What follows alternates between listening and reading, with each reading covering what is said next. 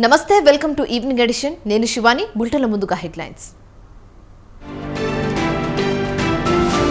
కాసేపట్లో TDP parliamentary party భేటీ, లోక్సభలో అనుసరించాల్సిన వ్యూహాలపై చర్చ.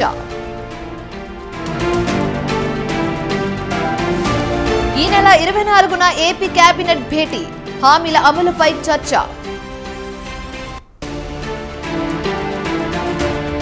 మెడ్చల్ దోపిడీ కేసును ఛేదించిన పోలీసులు, జ్యువెలరీ షాప్ చోరీ నిందితుల అరెస్ట్.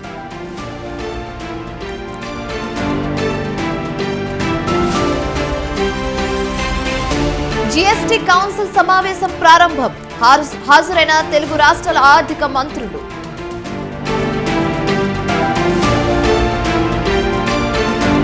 పోటీ పరీక్షల నిర్వహణ, భద్రతపై హై లెవెల్ కమిటీ ఏర్పాటు, 2 నెలల్లో నివేదిక ఇవ్వనున్న కమిటీ.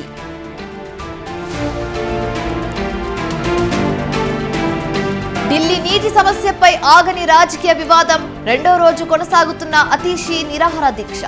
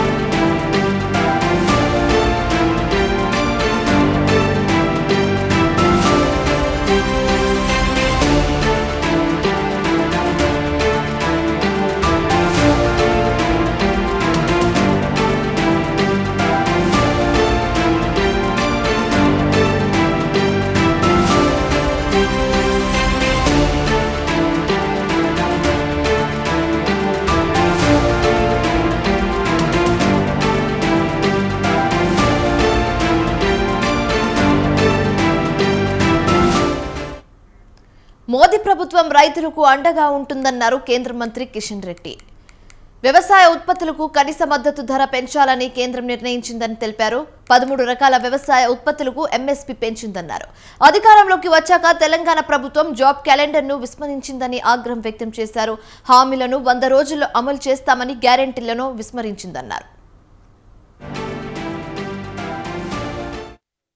కేంద్ర ప్రభుత్వము చాలా పెద్ద ఎత్తున వ్యవసాయ ఉత్పత్తులపైన కనీస మద్దతు ధర పెంచేటువంటి నిర్ణయం తీసుకోవడం జరిగింది. ఇటీవల జరిగినటువంటి కేబినెట్ సమావేశంలో ముఖ్యంగా తెలంగాణకు సంబంధించి వరి, పత్తి లాంటి అనేక ఉత్పత్తుల మీద పెంచినటువంటి ఎంఎస్పి రైతులకు ఎంతో లాభం చేకూరుతుంది. నరేంద్ర మోడీ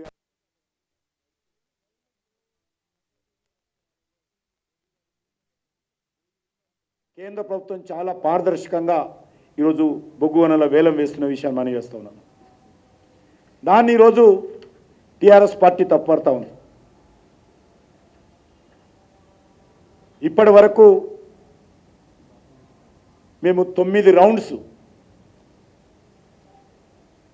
బొగ్గు గనులను వేలం వేశాము. 107 బొగ్గు గనులు వేలం వేస్తే రాష్ట్ర ప్రభుత్వాలకు కావచ్చు, ప్రజలకు కావచ్చు, సుమారు 37,000 కోట్ల రూపాయల ఆదాయం వచ్చింది. ఇందులో ఒక్క రూపాయి కూడా కేంద్ర ప్రభుత్వం తీసుకోదు. ఆన్ రికార్డు చెప్తా ఉన్నాను. బొగ్గు గనులు వేలం వేస్తే కేంద్ర ప్రభుత్వానికి ఒక్క రూపాయి రాదు. రాయల్టీ రాష్ట్ర ప్రభుత్వానికి వస్తుంది. 14% స్టేట్ గవర్నమెంట్కి వస్తుంది. సెంట్రల్ గవర్నమెంట్ ఏం రాదు. డిస్ట్రిక్ట్ మినరల్ ఫండ్కి వెళ్తుంది డబ్బు. ఒక ట్రస్ట్ ఉంది. ఇంకా ఫ్యూచర్లో దేశంలో మైన్స్ ఎక్స్ప్లోరేషన్ కోసము ఒక ట్రస్ట్ ఏర్పాటు చేశాం. ఆ ట్రస్టుకు కొంత పర్సెంట్ వెళ్తుంది. కానీ కేంద్ర ప్రభుత్వం ఒక్క రూపాయి తీసుకోదు. ఏదో కేంద్ర ప్రభుత్వం తీసుకుంటుంది. ఆన్ రికార్డ్ చెప్తా ఉన్నాను బొగ్గు మంత్రిగా. కేంద్ర ప్రభుత్వం తీసుకుంటుంది, కేంద్ర ప్రభుత్వం ప్రైవేటైజేషన్ చేస్తుంది. అర్థం పర్థం లేకుండా మాట్లాడుతున్నారు. ఎక్కడెక్కడైతే ఉదాహరణకు ఈరోజు ఒరిస్సాలో సంవత్సరానికి 36,000 కోట్ల రూపాయలు ఈ యొక్క మైన్స్ ద్వారా ఆ రాష్ట్రానికి ఆదాయం వస్తుంది. 36,000 crores. ఎవరికి వస్తుందా డబ్బు? ప్రజలకు. కేంద్ర ప్రభుత్వానికి ఎవరికి రాదు. సంక్షేమ కార్యక్రమాలు కానీ అన్నీ కానీ అభివృద్ధి కానీ జరుగుతుంది. అంతకుముందు ఎక్కడ పోయేది డబ్బంతా కూడా కాంగ్రెస్ పార్టీ నాయకుల జేబులలోకి వెళ్ళేది. ఈరోజు సుప్రీంకోర్టు ఇచ్చినటువంటి తీర్పు కారణంగా అత్యంత పారదర్శకతతో మేము ఈరోజు ఈ యొక్క మైన్స్ కానీ, కోల్ మైన్స్ కానీ, ఇతర మైన్స్ కానీ ఓపెన్ యాక్షన్ ద్వారా వేలం వేయడం ద్వారా ప్రజాధనాన్ని మేము దుర్వినియోగం కాకుండా ఆపుతా ఉన్నాము. చెప్పాను కదా, ఒక్క ఒరిస్సా ప్రభుత్వానికి సంవత్సరానికి 36,000 కోట్ల రూపాయలు మైన్స్ ద్వారా ఈరోజు ఆదాయం వస్తుందంటే అర్థం చేసుకోవచ్చు. కాబట్టి అర్థం పర్థం లేకుండా రాజకీయ నిరాశ నిస్పృహలతో పార్లమెంట్ ఎన్నికల్లో ఓడిపోయేమైనటువంటి దుగ్ధతో ఈరోజు మరి మాట్లాడితే సరిపోదు. నేను సింగరేణి కార్మికులకు బహిరంగంగా నేను హామీ ఇస్తున్నాను. నేను సింగరేణి కార్మికులకు అన్ని రకాలుగా అండగా ఉంటాము. ఎక్కడ కూడా సింగరేణిని, ఎందుకంటే కేటీఆర్కు కేసీఆర్కు ఏదైనా బాధ్యత ఉందో లేదో కానీ సింగరేణిని రక్షించాల్సినటువంటి బాధ్యత 49 షేర్ హోల్డర్గా కేంద్ర ప్రభుత్వానికి మాత్రం ఉందనే విషయాన్ని మనం చేస్తున్నాం. వాళ్ళకు ఉందో లేదో నాకు తెలియదు. వాళ్ళు ఏ రోజు కూడా బాధ్యత లేదు. సింగరేణిని ఎన్నికల్లో ఉపయోగించుకొని ఓట్లు పొందడం కోసం, సింగరేణి యొక్క సంపదను ఓట్ల కోసం ఖర్చు చేయడం కోసం మాత్రమే ఉపయోగించుకున్నారు తప్ప ఏ రోజు కూడా సింగరేణికి లాభం చేకూరే పని కేసీఆర్ కానీ, కేటీఆర్ కానీ, బీఆర్ఎస్ కానీ వాళ్ళ ప్రభుత్వం కానీ చేయలేదు. కాబట్టి ఖచ్చితంగా ఇటు కార్మికులకు న్యాయం చేయలేదు, వాళ్ళు చేస్తామన్నటువంటి ఏ రకమైనటువంటి కార్యక్రమాలు చేయలేదు. ప్రతి ఒక్కరికి సొంత ఇంటి పథకం ఇస్తామన్నారు, మెడికల్ కారుణ్య నియామకాలు చేస్తామన్నారు, మెడికల్ కాలేజ్ ఏర్పాటు చేస్తామన్నారు, సూపర్ స్పెషాలిటీ హాస్పిటల్స్ ఏర్పాటు చేస్తామన్నారు, కాంట్రాక్ట్ కార్మికులను రెగ్యులరైజ్ చేస్తామన్నారు, కోల్ ఇండియా కార్మికులకు ఏ రకమైతే జీతాలు వస్తున్నాయో అవుట్సోర్సింగ్ కార్మికులకు అదే రకమైనటువంటి జీతాలు సింగరేణిలో ఇస్తామన్నారు. ఏ ఒక్కటి కూడా కేసీఆర్ హయాంలో జరగలేదు. అందుకే నేను ఈరోజు సింగరేణి కార్మికులకు మనవి చేస్తా ఉన్నాను. ఒక తెలంగాణ బిడ్డగా, సింగరేణి కార్మికుల కష్టాలు తెలిసిన వ్యక్తిగా సింగరేణి కార్మికులకు అండగా ఉంటాను తప్ప ఏ రోజు కూడా రాజకీయం చేయను. ఏ ప్రభుత్వం ఉన్నప్పటికీ కూడా, ఏ రాష్ట్రంలో ఏ ప్రభుత్వం, తమిళనాడులో డిఎంకే ప్రభుత్వం ఉన్నా, వెస్ట్ బెంగాల్లో మమతా బెనర్జీ ప్రభుత్వం ఉన్నా, జార్ఖండ్లో మరొక ప్రభుత్వం ఉన్నా, అన్ని ప్రభుత్వాలతో పూర్తిగా సమన్వయం చేసుకుంటూ ఈరోజు దేశానికి అనేక రకాల మైన్స్ మనం దిగుమతి చేసుకుంటున్నాం. కోలు కూడా చాలా పెద్ద ఎత్తున దిగుమతి.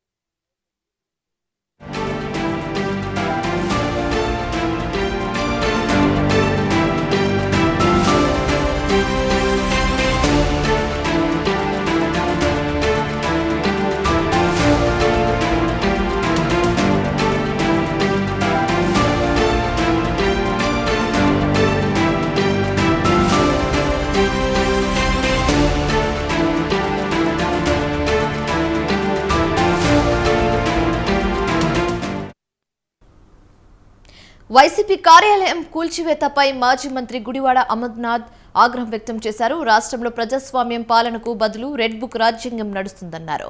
టీడీపీ నేతలు అసెంబ్లీలో నీతులు మాట్లాడుతున్నారని అన్నారు.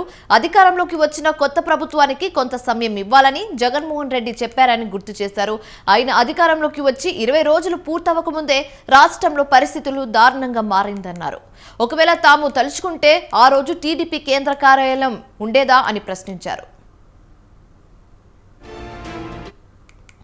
సమాధానాలన్నీ కూడా మనం చూసాం. కొంతమంది ప్రాణాలు జరిగినటువంటి సార్వత్రిక ఎన్నికల్లో వచ్చినటువంటి ఫలితాల తర్వాత జూన్ 4న ఎన్నికల ఫలితాలు వచ్చినటువంటి రోజు నుంచి ఏ రోజైతే తెలుగుదేశం పార్టీ వారి మిత్రపక్షాలు రాష్ట్రంలో అధికారాన్ని చేపట్టినటువంటి రోజు నుంచి దాదాపు 20 రోజులు కావస్తా ఉంది.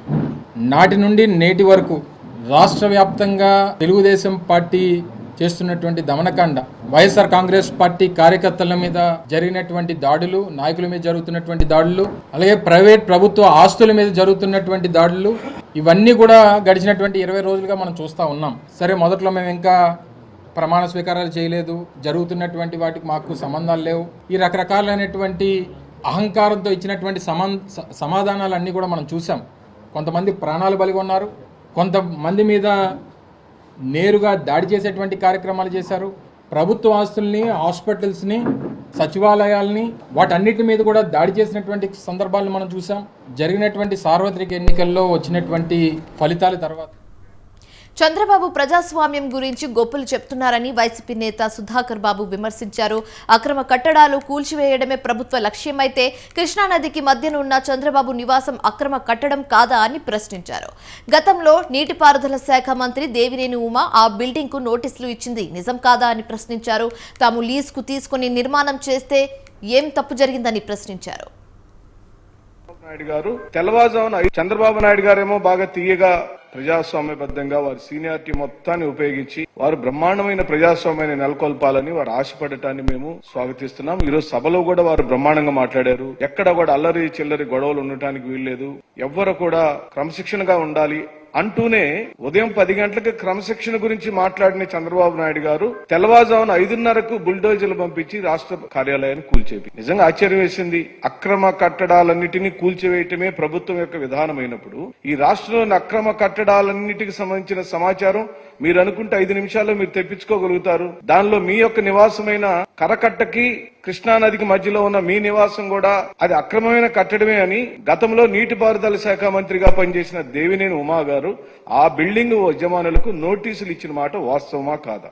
ఈ రోజున హైకోర్టు ఇచ్చిన ఆదేశాల మేరకు ప్రభుత్వంచే లీజుకు తీసుకున్న స్థలంలో కార్యాలయాన్ని నిర్మించుకున్న మేము ఏం తప్పు చేశామని అడుగుతున్నాం. ఏ పార్టీ కార్యాలయాలైనా ప్రభుత్వ భూమికి సంబంధించిన భూములను ఒక అర్జీ ద్వారా మాకు కావాలని అడిగినప్పుడు ఆ ప్రభుత్వం సమ్మతిస్తే అక్కడ నిర్మాణాలు జరుగుతాయి. ప్రభుత్వం సమ్మతించింది కాబట్టే నిర్మాణం జరిగింది. ఏ పార్టీ కార్యాలయాలైనా ఆ విధంగానే అడుగుతారు, లీజుకు తీసుకుంటారు, నిర్మాణాలు చేస్తారు. తర్వాత ప్రభుత్వం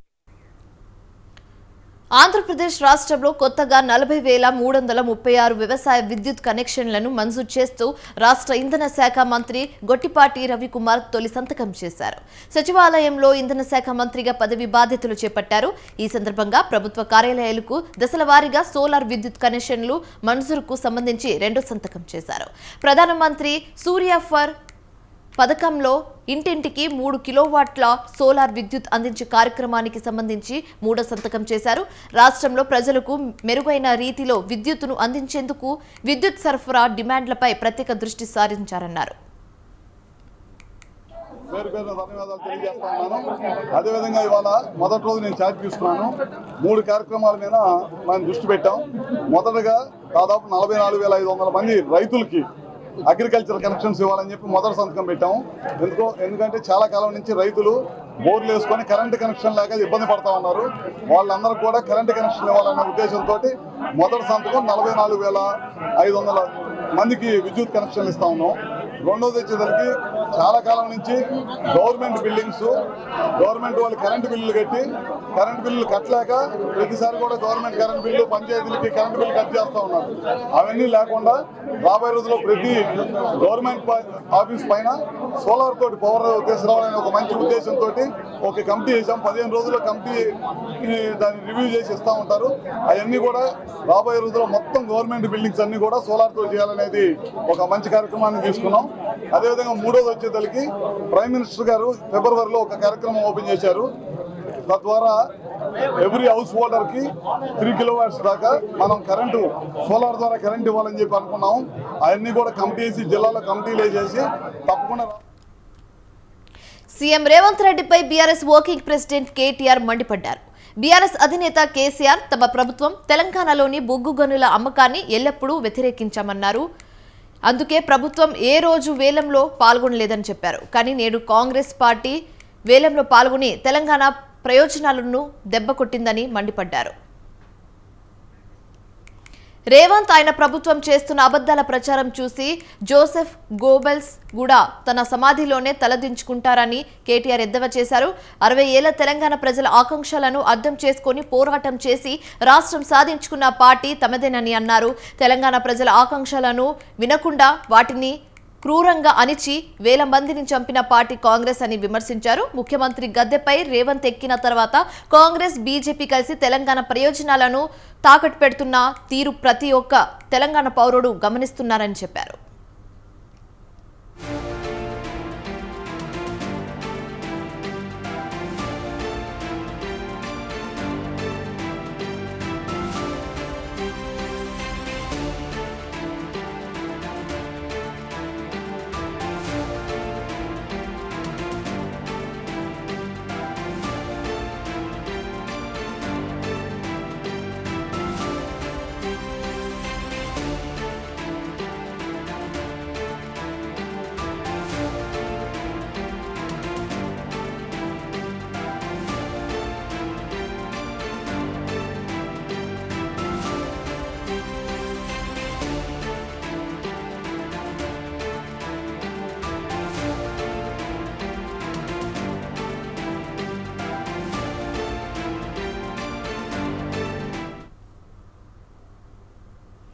రుణమాఫీ మీద రాష్ట్ర ప్రభుత్వం సాహసోపేత నిర్ణయం తీసుకుందని కిసాన్ కాంగ్రెస్ జాతీయ అధ్యక్షులు కోదండరెడ్డి అన్నారు. వ్యవసాయానికి కాంగ్రెస్ మేనిఫెస్టో అధిక ప్రాధాన్యత ఇచ్చిందన్నారు.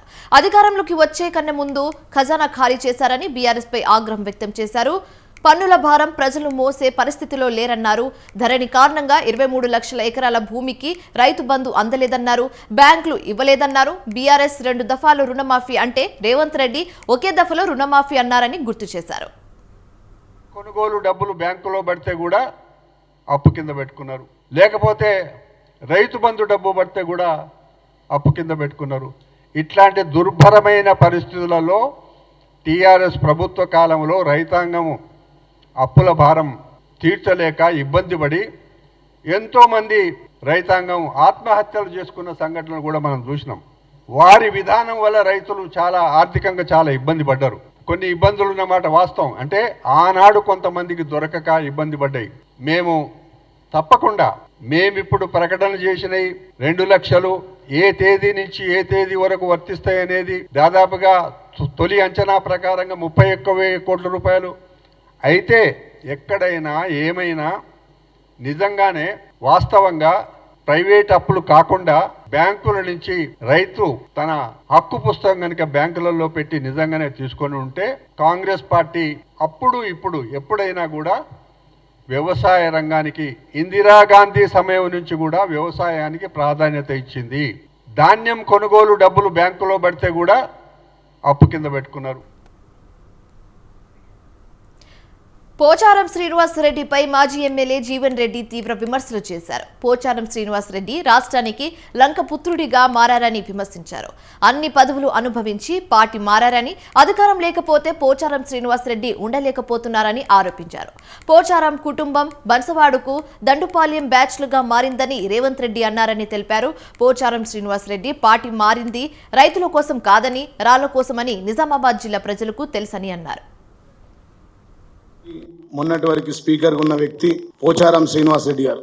మా మాజీ గౌరవ ముఖ్యమంత్రి వర్యులు కేసీఆర్ గారు గతంలో లక్ష్మీపుత్రుడు అని పిలిచేది. ఇలా ఈ రాష్ట్రానికి ఆయన ఒక లంక పుత్రుడుగా మారిండు. ఆయన లక్ష్మీపుత్రుడు కాదు, ఒక లంక పుత్రుడు. ఎన్ని అనుభవించాలనో అన్ని అనుభవించి చివరికి అధికారం లేకుండా బతకలేనన్న ఉద్దేశంతో గతంలో ఇదే ఈ రాష్ట్ర ముఖ్యమంత్రి రేవంత్ రెడ్డి గారు ఆయనని దండుపాలెం మూట అన్నాడు. అట్లాంటి వ్యక్తి ఇవాళ ప్రజాస్వామ్యాన్ని కూని చేసే విధంగా మరి పార్టీ మారడం చాలా సిగ్గుచేటు అని చెప్పి సందర్భంగా నేను తెలియజేస్తా ఉన్నా. మరి ఈ ప్రజాస్వామ్యాన్ని కూని అయ్యే విధంగా రాష్ట్ర ప్రజలంతా ఆశ్చర్యపోతా ఉన్నారు. పోచారం పోయినాక విషచారం అయిపోయిండు, ఒక విషంగా మారింది రాష్ట్రానికి అని చెప్పి సందర్భంగా తెలియజేస్తా ఉన్నా. మొన్నటి వరకు అత్యున్నత పదవులు, అత్యధిక నిధులు ఈ రాష్ట్రంలో, అత్యధిక ఇండ్లు ఉంది గత ప్రభుత్వంలో 10 సంవత్సరంలో ఈ రాష్ట్రంలో 119 నియోజకవర్గాల్లో ఎక్కడ లేనన్ని వేల కోట్ల నిధులు వచ్చినాయంటే 7,500 కోట్ల నిధులు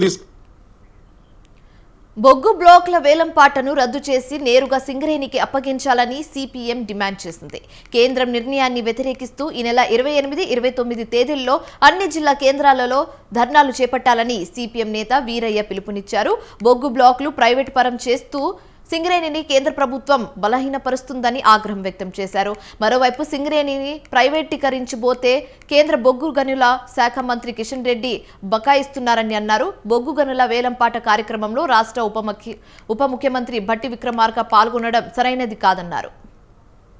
బొగ్గు బ్లాకును వేలంపాట ప్రాసెస్ ను కేంద్ర ప్రభుత్వం ప్రారంభించింది. హైదరాబాద్ లోనే ఈ వేలంపాటను సాక్షాత్తు కేంద్ర గనుల శాఖ మంత్రి, తెలంగాణ నుంచి ఎన్నికైన మంత్రి ప్రారంభించడం ఆందోళనకరం. బీజేపీకి రాష్ట్రంలో 8 శాసనసభ 8 పార్లమెంటు స్థానాలు ఇచ్చినందుకు తెలంగాణ సంపదను ప్రైవేటు పరం చేసేందుకు ఈ రోజు బీజేపీ ప్రభుత్వం పూనుకుంటున్నది. తక్షణమే ఈ వేలంపాటను రద్దు చేయాలని, సింగరేణికి నేరుగా బొగ్గు బ్లాకులు అప్పగించాలని సిపిఎం డిమాండ్ చేస్తున్నది. ఈ డిమాండ్తో ఈ నెల 28, 29 తేదీలలో అన్ని జిల్లా కేంద్రాల్లో పెద్ద ఎత్తున ధర్నాలు నిర్వహించాలని రాష్ట్ర ప్రజానీకానికి పిలుపునిస్తున్నది. కేంద్ర మంత్రి ఈ ప్రైవేటీకరణ ప్రాసెస్ ని ఒకవైపు ప్రారంభిస్తున్న సమయంలో కిషన్ రెడ్డి గారితో పాటు రాష్ట్ర ఉప ముఖ్యమంత్రి భట్టి విక్రమార్క గారు కూడా పాల్గొనడం ఆశ్చర్యం కలిగించింది. ఒకవైపు సింగరేణికే ఈ బొగ్గు బ్లాకులు అప్పగించాలని కోరుతూనే మరొక వైపు కిషన్ రెడ్డి గారితో పాటు పాల్గొనడంలో ఆంతర్యం ఏమిటి? అందుకని రాష్ట్ర ప్రభుత్వం కూడా రాష్ట్ర ముఖ్యమంత్రి నీట్ పరీక్ష అవకతవకలు జరిగాయని వెంటనే రద్దు చేయాలని సిపిఐ నేత చాడ వెంకటరెడ్డి డిమాండ్ చేశారు. విద్యార్థుల జీవితాలతో ఆడుకోకుండా తక్షణమే స్పందించాలని కోరారు. పరీక్షలపైన విద్యార్థులు నమ్మకం కోల్పోతున్నారని, ముమ్మాటికి నీట్లో అవినీతి రాజ్యం ఏల్తుందని తెలిపారు. కేంద్రం తక్షణమే స్పందించి నీట్ను రద్దు చేస్తున్నట్లు ప్రకటించాలన్నారు. చేయాలని విద్యార్థులు కథం చెబుతూ ఆందోళన చేస్తా ఉన్నారు. ఎక్కడికక్కడికి నిరసనలు వ్యక్తం చేస్తా ఉన్నారు. కేంద్ర విద్యాశాఖ మంత్రి కూడా నీటిలో అవకతవకలు జరిగినాయని చెప్పి అంగీకరిస్తున్నారు. ఇలాంటి నేపథ్యంలో విద్యార్థుల జీవితాలను ఆడుకునేదానికి బదులుగా తక్షణమే స్పందించాలా. వాళ్ళ పరీక్షల పైన విద్యార్థులకు విశ్వాసం లేకుండా, నమ్మకం లేకుండా పోతా ఉన్నది. అంటే ఒక్కొక్క పేపర్ లీకేజ్ కి 30 లక్షలు బీహార్లో పలికినాయంటే, లేకుంటే హర్యానాలో 7 విద్యార్థులకు 720 మార్కులకు 720 మార్కులు టోటల్ వచ్చినాయంటే పూర్తిగా ముమ్మాటికి నీటి పరీక్షల్లో అవినీతి రాజ్యమైంది, అవకతవకలు జరిగిందని చెప్పడానికి ఇది నిదర్శనం. అందుకనే తక్షణమే మరి సిబిఐతో విచారణ చేయించాలా. అలాగే నీట్ డైరెక్టర్ ఇమ్మీడియట్ గా విధుల నుంచి తొలగించాలా. దేశవ్యాప్తంగా సాగుతున్న ఆందోళనలో భాగంగా హైదరాబాద్ లో కూడా ఏఎస్ఎఫ్ విద్యార్థి ఆందోళన చేస్తా ఉంటే ఏఎస్ఎఫ్ రాష్ట్ర ప్రధాన కార్యదర్శి పుట్ట లక్ష్యం కూడా గాయాలు కావడం, ఇది పూర్తిగా దుర్మార్గమైన చర్యగా సిపిఐ ఖండిస్తున్నది. అందుకనే ప్రభుత్వం ఈ విద్యార్థి జీవితాలతో ఆడుకోకుండా తక్షణమే నీటి పరీక్షల పైన నరేంద్ర మోడీ స్పందించాలా. నీటి పరీక్షలను రద్దు చేస్తున్నారు. రాష్ట్రంలో మహిళలకు ఏమాత్రం రక్షణ లేదని ఫైర్ అయ్యారు కాంగ్రెస్ సీనియర్ నేత తులసిరెడ్డి. ఇరుపులపాలెం ఘటనపై స్పందించిన ఆయన, యువత మద్యం, డ్రగ్స్ మత్తుకు బానిసై అసాంఘిక కార్యకలాపాలకు పాల్పడుతుందని మండిపడ్డారు. వీటిపై ప్రభుత్వం వెంటనే ఉక్కుపాదం మోపాలని, యువతిని అత్యాచారం చేసి హతమార్చిన వారిని కఠినంగా శిక్షించాలని డిమాండ్ చేశారు. నిన్న తెల్లవారుజామున జరిగిన దుర్ఘటన, ఆ అత్యాచారం చాలా బాధాకరం. ఇది అమానుషం. 21 సంవత్సరాల వయసు కలిగిన సుచరిత అనే యువతిని తెల్లవారుజామున కొందరు వచ్చేసి రేప్ చేయడం, కర్రలతో కొట్టడం, ఆమెను చంపేయడం, రైలు పట్టాల పక్కన పడేయడం. దీన్ని బట్టి చూస్తే రాష్ట్రంలో మహిళలకు ఏమాత్రం రక్షణ లేదు. గంజాయి, డ్రగ్స్, మద్యం వీటికి అలవాటు పడి ఈ అసాంఘిక శక్తులు పేటరేగిపోతూ ఉన్నాయి. ఇటువంటి సంఘటనలు మళ్ళీ పునరావృతం కాకుండా చూడాలని కాంగ్రెస్ పార్టీ రాష్ట్ర ప్రభుత్వానికి సూచిస్తుంది. సీతారాంపేటలో నిన్న తెల్లవారుజామున జరిగిన దుర్ఘటన, ఆ అత్యాచారం చాలా బాధాకరం. ఇది అమానుషం. 21 సంవత్సరాల వయసు కలిగిన సుచరిత అనే యువతిని తెల్లవారుజామున కొందరు వచ్చేసి రేప్ చేయడం, కర్రలతో కొట్టడం, ఆమెను చంపేయడం. మెడ్చల్ జ్యువెలరీ షాప్ దోపిడీ కేసును ఛేదించారు పోలీసులు. ఈ కేసులో నిందితులను 24 గంటల్లో అరెస్టు చేశామని సిపి అవినాష్ మహంతి తెలిపారు. ఈ నెల 20న జగదాంబ షాపులో నగదు చోరీ చేశారని అన్నారు. 40 సెక్షన్లు మాత్రమే షాప్లో ఉండి విధ్వంసం సృష్టించారని 200 సీసీ కెమెరాలను పరిశీలించామని చెప్పారు. కిలోమీటర్ దూరంలో బైక్ వదిలిపెట్టి పరారయ్యారన్నారు. ఓయూ హబ్సిగూడలో బైక్ను దొంగిలించిన ఇద్దరిని అరెస్టు చేశామని తెలిపారు. Yesterday అక్కడ చాలా వైడ్లీ రిపోర్టెడ్ అయింది. there was a robbery in మేడ్చల్లో. అక్కడ ఒక జ్యువెలరీ షాప్లో వచ్చి ఓనర్ వాళ్ళకి అటాక్ చేసి దాడి చేసి ఏదో they attempted to take away some things, కానీ అది సక్సెస్ఫుల్ కాలేదు. వాళ్ళు పారిపోయారు అండ్ అది బాగా వైడ్లీ రిపోర్ట్ అయింది. సో దాంట్లో మన తరఫ్ సైబరాబాద్ సైడ్ నుంచి Medchal police, CCS and SOT కలిసి మల్టిపుల్ టీమ్స్ చేసి yesterday evening gala they had apprehended 2 of the offenders చేసి వాళ్ళకి ఫర్దర్ ఇన్వెస్టిగేషన్ చేసి వాళ్ళకి రిమాండ్ చేస్తారు. దీంట్లో 3 members were involved and one of them వాడు హెల్ప్ చేశాడు వాళ్ళకి టు గెట్ ద వెహికల్ లో తీసుకురావడం. అండ్ అక్కడ చాదర్ఘట్ లో ఇన్వాల్వ్ అయిన పర్సన్ ఐడెంటిఫై చేసుకొని ఇమీడియట్ గా ఐఆర్ లో ఉన్నట్టు నెంబర్స్ ఆధారంగా మనం A1 ని అజీజ్ కొటాడియా అని మనం ఐడెంటిఫై చేసి పట్టుకోవడం జరిగింది. ఫస్ట్ ఇనిషియల్ గా సోహెల్ ని పట్టుకోవడం జరిగింది. ఈ సోహెల్ నజీమ్ ఇద్దరు కూడా జైల్లో వాళ్ళు పరిచయం అయ్యారు. వీళ్ళిద్దరు కూడా ఆర్జన్ మహారాష్ట్ర కొద్ది కాలంగా ఇక్కడ బిజినెస్ పర్పస్ వచ్చి ఇక్కడ అఫెన్స్ లో పాల్గొనడము మీకు లిస్ట్ చేయడం జరిగింది. A1 నజీమ్ 2 అఫెన్స్ లలో ఇన్వాల్వ్ అయినాడు. A2 సల్మాన్ 7 అఫెన్స్ లో ఇన్వాల్వ్ అయినాడు. A3 ఎవరైతే ఉన్నారో ఇప్పుడు అబ్స్కాండింగ్ ఉన్నాడు సల్మాన్. ఇతన్ని వాళ్ళు ఏం చేశారంటే చాలా జాగ్రత్తగా వాళ్ళకి క్రైమ్ నాలెడ్జ్ ఉండబట్టి వాళ్ళ బైక్ ని ముందే తెచ్చి ఆడ పెట్టడం. మనకి సీసీ ఫుటేజ్ ఎంట్రీ ఎగ్జిట్ దొరకలేదు చాలా సేపు కూడా. ఒక 1 కిలోమీటర్ రేడియస్ లోనే ఆ బైక్ ని వాళ్ళు 2 days బిఫోర్ వచ్చి అక్కడ పెట్టిపోవడం వల్ల మనకి అర్థం కాలేదు. ఎప్పుడైతే బైక్ మనకి దొరికిందో దాని తర్వాత మళ్ళీ మనకి హబ్సిగూడ నుంచి సీసీ ఫుటేజ్ స్టార్ట్ చేయడం జరిగింది. వాళ్ళు ఆటోలో వచ్చారు. A3 పర్సన్ ఎవరైతే ఉన్నారో సల్మాన్. రంగారెడ్డి జిల్లా మోయినాబాద్లో అక్రమ నిర్మాణాలపై స్థానికులు ఆగ్రహంగా ఉన్నారు. హిమాయత్ సాగర్ జలాశయం వద్ద అడ్డగోలు నిర్మాణాలతో కృత్రిమ సరస్సును నాశనం చేస్తున్నారని మండిపడుతున్నారు. ఎలాంటి అనుమతులు లేకుండానే చెట్లను తొలగించారని ఆరోపిస్తున్నారు. అధికారులకు ముడుపులు ముట్టడంతో చూసి చూడనట్లుగా వ్యవహరిస్తున్నారని ఫైర్ అవుతున్నారు. ఇకనైనా అక్రమ వెంచర్లు నిర్మాణాలపై దృష్టి సారించి కృత్రిమ సరస్సును కాపాడాలని, అక్రమార్కులపై చర్యలు తీసుకోవాలని డిమాండ్ చేస్తున్నారు.